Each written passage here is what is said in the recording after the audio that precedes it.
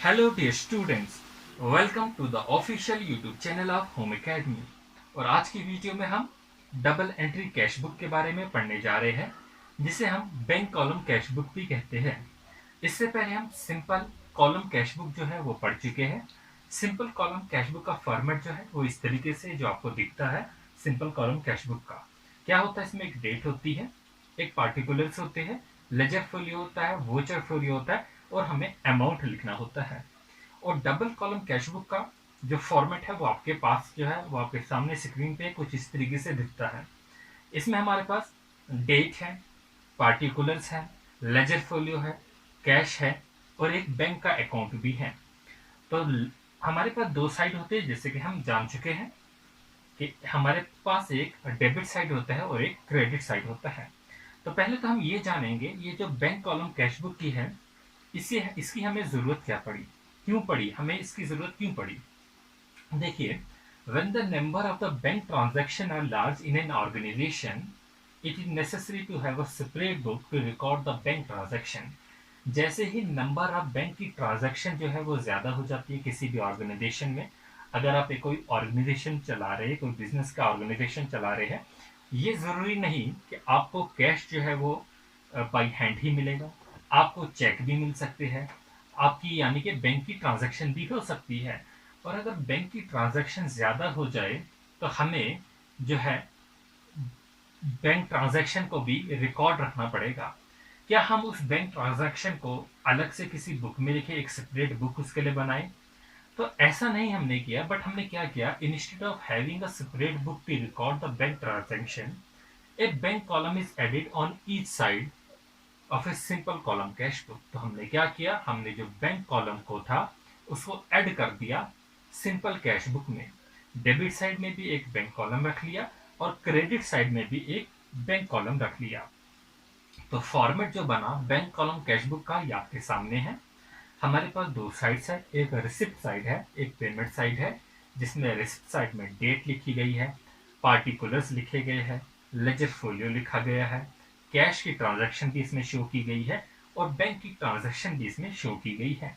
तो आपका multiple choice question भी यहीं से बनेगा, किस वाली बैंक कॉलम कैश बुक में, या सिंपल पूछा जाएगा किस कैश बुक में जो है हम बैंक की ट्रांजैक्शन को शो करते हैं, तो आपका आंसर होगा बैंक कॉलम कैश बुक का।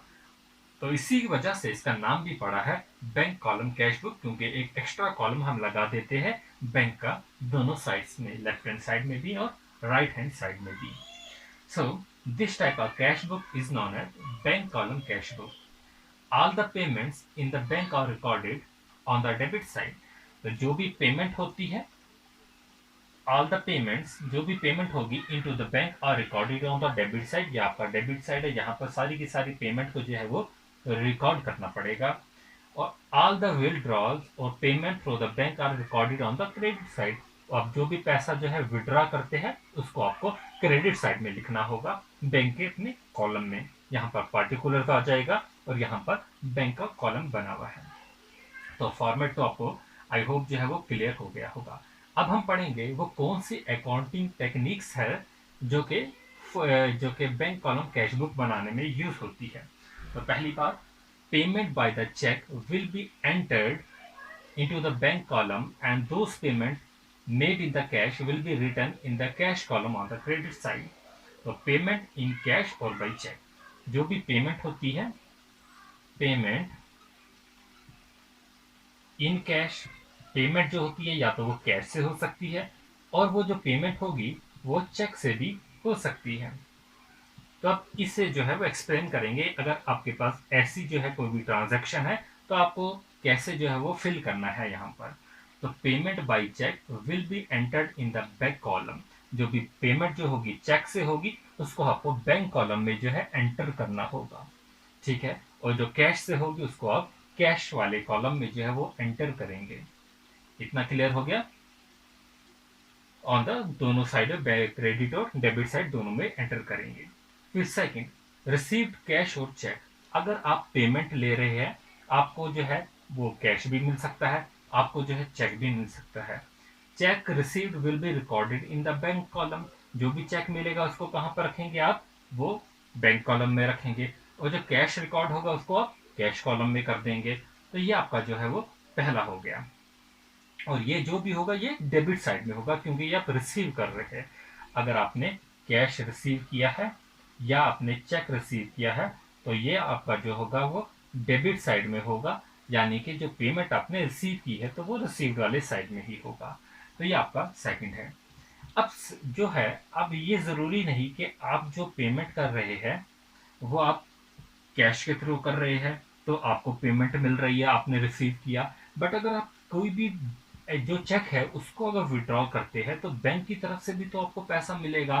तो अगर ऐसा केस हो जाए, कैश विड्रॉल फ्रॉम बैंक, जो भी कैश होगा अगर आपको विड्रॉल करेंगे बैंक से तो ये कैसी कंडीशन होगी। So there are two accounts involve in it. अब यहाँ पर जो है दो अकाउंट है यहाँ पे इन्वॉल्व होते हैं। Firstly the amount of the cash at the bank will reduce. अगर आपने कैश विड्रॉ किया है बैंक से तो मतलब जब बैंक होगा वहां से तो आपका अमाउंट जो पैसा होगा वो कम हो जाएगा, लेकिन आपके जो हैंड में कैश होगा वो बढ़ जाएगा। ठीक है, बैंक से पैसा निकालेंगे तो पैसा कम हो जाएगा और कैश जो होगा आपका हाथ में वो बढ़ जाएगा। तो मतलब जो रिसिप्ट होगी, पेमेंट जो आपने रिसीव की होगी, कैश रिसीव कर लिया तो वो तो कैश वाले साइड में लिखना पड़ेगा। लेकिन जो आपने पेमेंट बैंक ने आपको की, पेमेंट जो बैंक से आपने पैसा निकाला वो तो कम हो जाएगा। तो ये वाली कंडीशन एक आती है। So there are two accounts involve in it. Firstly the amount of the cash at bank will reduce and secondly the amount of the cash in the hand will increase. So it will first be written on the debit side. पहले हम इसको कहाँ पर लिखेंगे, debit side में, इन the cash column. Cash column में क्योंकि आपके हैंड में जो है वो कैश आ जाता है तो हम इसको पहले डेबिट साइड में कैश कॉलम में लिखेंगे and then on the credit side in the bank column. उसे फिर सेकंड में हम क्रेडिट वाले साइड में लिखेंगे कि बैंक कॉलम में, क्योंकि आपने जो है वो पेमेंट की है और पेमेंट आपने अपने ही ऑर्गेनाइजेशन के अकाउंट से की होगी। मतलब आपकी जो ऑर्गेनाइजेशन का अकाउंट होगा उसमें से तो पैसा कम हो जाएगा, लेकिन आपके हैंड में जो है वो पैसा ज्यादा आ जाएगा। इतना क्लियर। तो यहां से जो है आपको दो एंट्रीज जो है यहां पर करनी पड़ेगी। So this is because both the accounts involve in the transaction are there in this cash book. तो दोनों अकाउंट जो है, ट्रांजेक्शन जो दोनों अकाउंटों से हो रही है, रिसिप्ट में भी हो रही है और आपकी बैंक से विड्रॉल भी हो रहा है, तो यहाँ पर जो है cash account and the bank account दोनों जो है इन्वॉल्व हो गए हैं। So as per the double entry system, one account will be debited and the other account will be credited. तो एक अकाउंट जो होगा वो क्या हो जाएगा, वो डेबिट हो जाएगा, ठीक है, और दूसरा अकाउंट जो होगा वो क्रेडिट हो जाएगा। एक में पैसा कम हो जाएगा, एक में पैसा आपको मिलेगा। तो ये आपका जो होगा, तो जो कैश होगा इन हैंड वो इंक्रीज हो जाएगा एंड कैश एट बैंक जो होगा वो डिक्रीज हो जाएगा। So therefore on the credit side in the particular column, जो क्रेडिट साइड होगा उसमें पार्टिकुलर कॉलम में हम लिखेंगे बाई कैश। क्या लिखेंगे, बाई कैश। क्रेडिट साइड में जो होगा, जो हम लिखेंगे अपना क्रेडिट साइड में, उधर क्या लिखेंगे, by cash will be return on the amount will be entered in the bank column. और जो भी अमाउंट होगा उसको हम बैंक कॉलम में एंटर कर देंगे। लेकिन जब हम ऐसा केस होगा तो डेबिट साइड में क्या लिखेंगे, टू बैंक। क्या लिखेंगे हम, टू बैंक। यहाँ पर बाई कैश और यहाँ पर लिखेंगे टू बैंक, और ये जो हम कैश जो होंगे वो यहाँ पर फिल कर दिया जाएगा, क्योंकि जो पेमेंट मिल रही है आपको वो विड्रॉल से मिल रही है, बैंक से मिल रही है। Clear. So to bank will be return in the amount will be entered in the cash column. So this is called the contra entry, और इसी कंसेप्ट को हम क्या कहते हैं, contra entry। तो ये इंपॉर्टेंट है मल्टीपल चॉइस क्वेश्चन के लिए, contra entry। तो आपको पूछा जाएगा contra entry से रिलेटेड क्वेश्चन पूछा जाएगा, contra entry is recorded in double column cash book, single column cash book, three column cash book. तो आपका आंसर होगा डबल कॉलम कैश बुक। और यही क्वेश्चन जो है आपको दूसरे तरीकों से भी पूछा जाएगा, ऐसे भी पूछा जा सकता है, when A entry is made on both side of the cash book it is called. तो उसे क्या कहते हैं हम, उसे हम कहते हैं कॉन्ट्रा एंट्री। तो होपफुली जो है आपको ये वाला जो है टर्म जो है वो क्लियर हो गया होगा, कॉन्ट्रा एंट्री। और कॉन्ट्रा एंट्री को हम सी से डिनोट करेंगे। जो भी हम कॉन्ट्रा एंट्री की ट्रांजेक्शन होगी वो हम जब रिकॉर्ड करेंगे तो लेजर फोलियो में हमेशा जो है वो सी लिखा जाएगा, यहाँ पर भी और यहाँ पर भी जो होगा वो सी लिखा जाएगा। तो होपफुली जो है ये वाला आपको cash withdrawal from the bank जो है वो क्लियर हो गया। तो जब भी हम कैश विड्रॉ करेंगे बैंक से तो दो कंडीशन आ गई, आपके बैंक से जो है पैसा कम होगा, वो डिक्रीज हो जाएगा, लेकिन इन हैंड आपका पैसा जो है आपके हाथ में जो है पैसा आएगा, मतलब कैश जो है वो बढ़ जाएगा। तो ऐसी एंट्री को हम दोनों साइड जो है वो शो करते हैं और उसे हम बोलते हैं कॉन्ट्रा एंट्री। तो कॉन्ट्रा एंट्री हम डबल कॉलम कैश बुक में जो है वो यूज करते हैं। ये आपको जो है क्लियर हो गया होगा। अब नेक्स्ट जो हमारे पास जो है एक आ सकता है ट्रांजैक्शन के लिए, cash paid into the account. जो कैश है हम वो पेड कर रहे हैं इनटू द बैंक। अब हम जो है कैश जो है बैंक में डाल रहे हैं, जो भी हमारे पास आया अपनी ऑर्गेनाइजेशन में कैश हम उसे जो है बैंक में डाल रहे हैं। So this will also be recorded through a contra entry. तो इसे भी हम कॉन्ट्रा एंट्री से ही रिकॉर्ड करेंगे एज एक्सप्लेन्ड अबव, जो अभी मैंने आपको एक्सप्लेनेशन दी। Here also there are two account involve, cash in hand and cash at bank. तो यहाँ पर भी दो अकाउंट इन्वॉल्व हो रहे हैं, कैश इन हैंड और cash at bank. Cash at bank, cash paid into the bank, cash in hand आ रहा है और कैश एट बैंक आ रहा है। तो first of all amount of the cash in hand will reduce. जो आपके हैंड में कैश होगा वो कम हो जाएगा क्योंकि आप वो बैंक में डाल रहे हो, और कैश जो बैंक में है वो बढ़ जाएगा, वो इंक्रीज होगा। So both this account are there in this cash book. तो दोनों के दोनों अकाउंट आ रहे हैं इस कैश बुक में भी, तो ये एंट्री भी हम दोनों साइड करेंगे। और ये एंट्री भी है लेजर फोलियो में सी लिखा जाएगा टू बैंक और बाई कैश। अब इसे शो कैसे करेंगे, cash at bank is increasing. जो बैंक में जो है वो कैश जो है वो इंक्रीज हो रहा है। तो इससे हमने क्या समझा, therefore the amount will be return in the bank column on the debit side. तो इससे हम बैंक कॉलम में लिखेंगे और किस साइड लिखेंगे, डेबिट साइड में। पैसा जो है वो आ रहा है मतलब हमने रिसीव किया, तो वो किस में हम लिखेंगे, डेबिट साइड में जो है हम लिखेंगे। ठीक है, तो to cash in the particular column, और हम जो है पार्टिकुलर कॉलम में क्या लिखेंगे, टू कैश लिखेंगे कि पैसा आया। ठीक है, column cash in hand is reducing, therefore the amount will be written in the cash column on the credit side. और क्रेडिट साइड में हम क्या लिखेंगे, बाई बैंक। और यहाँ पर जो है कैश क्या हो गया, वो आपका डिक्रीज हुआ। ठीक है, तो यहाँ पर कैश जो है डिक्रीज हुआ और बाकी जो है वो बैंक कॉलम में लिखेंगे, और इसे भी जो है कॉन्ट्रा एंट्री शो करेंगे। ये आपका जो है सेकंड हो गया। और नेक्स्ट हो गया डिसऑनर ऑफ अ चेक। तो अब हम नया समझेंगे कि चेक अगर आता है और डिसऑनर्ड चेक होगा तो इसके रिलेटेड भी मल्टीपल चॉइस क्वेश्चन आएंगे। डिसऑनर्ड ऑफ अ चेक, तो डिसऑनर्ड ऑफ ए चेक में भी दो कंडीशन होगी। क्या क्या कंडीशन हो सकती है, चेक जो है वो आप भी रिसीव कर सकते हैं, किसी भी कस्टमर से जो है आप चेक रिसीव कर सकते हैं। सेकंड कंडीशन क्या होगी कि आपकी फिर्म, आपकी ऑर्गेनाइजेशन किसी को चेक देगी, मतलब सैलरी भी दे सकती है, वेजेस भी दे सकती है, या कोई और जो है आपके खर्चे होंगे अपनी ऑर्गेनाइजेशन के तो आप चेक दे सकते हैं। मतलब आप चेक रिसीव भी कर सकते हैं, चेक जो है दे भी सकते हैं। तो अगर ये चेक जो है डिसऑनर्ड हो जाता है तो हम पहला केस ले लेते हैं, if any cheque sent to the bank is dishonored and is sent back by the bank. If any check sent to the bank, अगर कोई भी चेक है आप बैंक को भेज रहे हैं, मतलब अगर आप चेक जो है वो बैंक को भेज रहे हैं और ये चेक जो है वो डिसऑनर्ड हो जाता है और बैंक वापस भेज देता है। अब जो आपके पास वापस चेक आ गया, इसकी जो भी एंट्री होगी वो हम किस साइड करेंगे, तो उसकी एंट्री जो होगी वो हम करेंगे क्रेडिट साइड में, क्योंकि हमारी जो पेमेंट है हमने पेमेंट तो रिसीव नहीं की।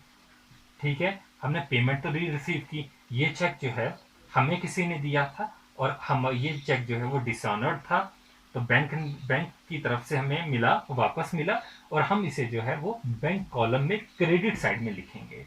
और यहाँ पर जो भी पार्टिकुलर में होगा उसी पार्टी का नाम लिख देंगे, जिस भी पार्टी ने जो है वो हमें वो चेक दिया था उसका हम नेम लिखेंगे। तो आप लिख सकते हैं इस पूरे को इस तरीके से if any check sent to the bank is dishonored and is sent back by the bank, its amount will be entered in the bank column on the credit side.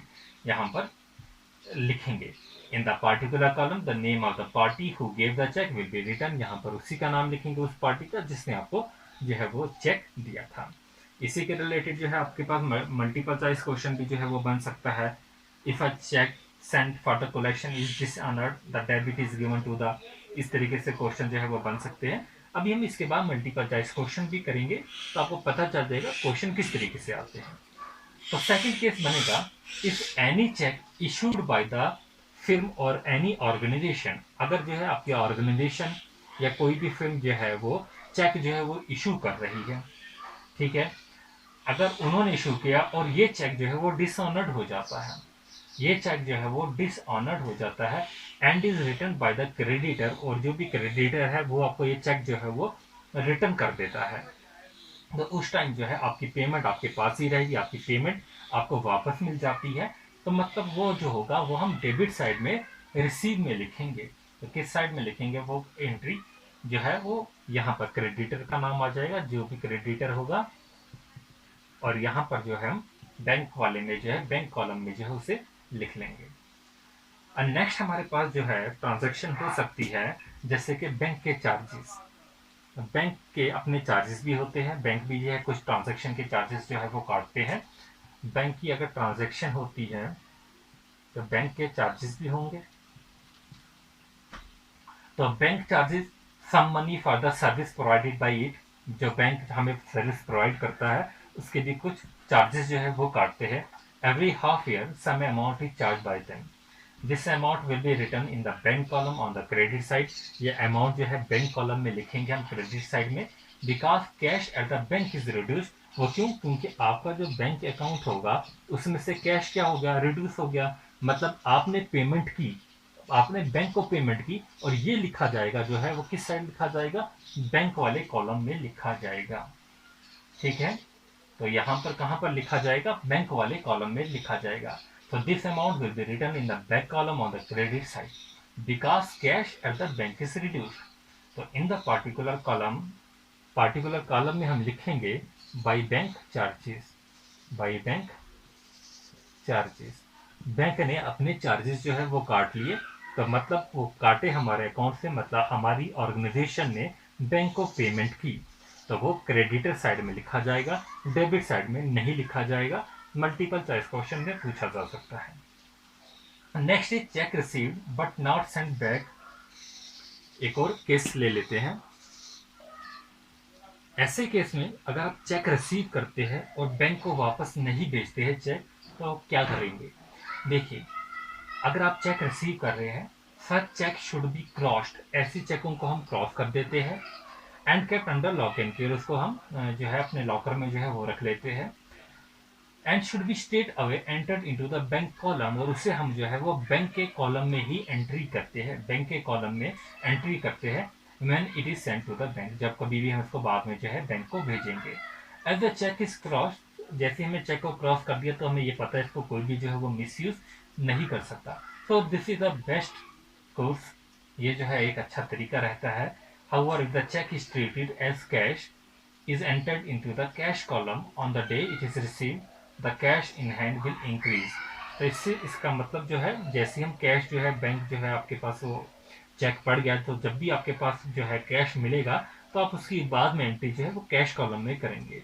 तो बट ये आपके पास अभी जो चेक है ये आपके पास जो है वो एक्चुअल कैश नहीं है, it is different from the actual cash. तो बस ये जो है आपको पेमेंट तो मिल गई है, बट आप इसको जो है वो रिसीव नहीं कर सकते, इसलिए हम जो है इसको रिजर्व रखते हैं बाद के लिए.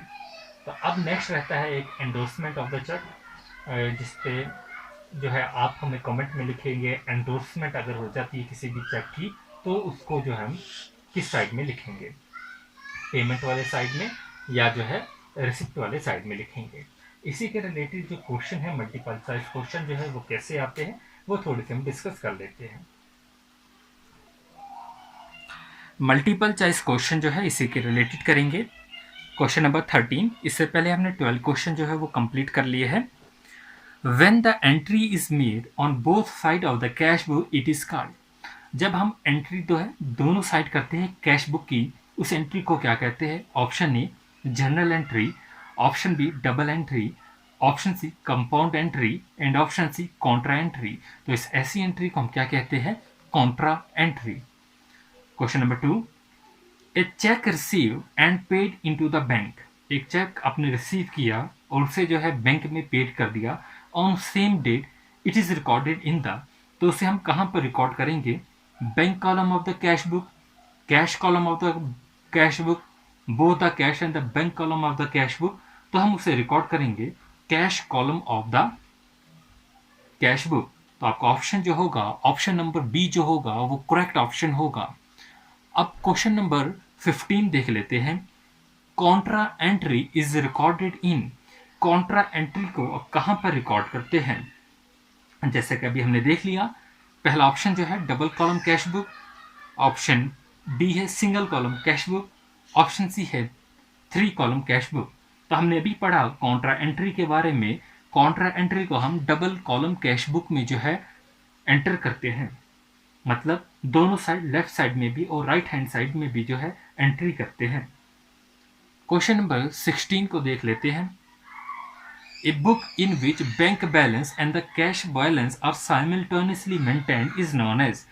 ऐसी बुक को क्या कहते हैं जिसमें हम बैंक बैलेंस और कैश बैलेंस को साइमल्टेनियसली मेंटेन करते हैं? ऐसी बुक को हम कहते हैं डबल कॉलम कैश बुक, और इसी का दूसरा नाम है बैंक कॉलम कैश बुक। तो आपका ऑप्शन जो होगा, ऑप्शन नंबर सी जो है वो करेक्ट होगा। क्वेश्चन नंबर 17 है, when a cheque is received from a customer.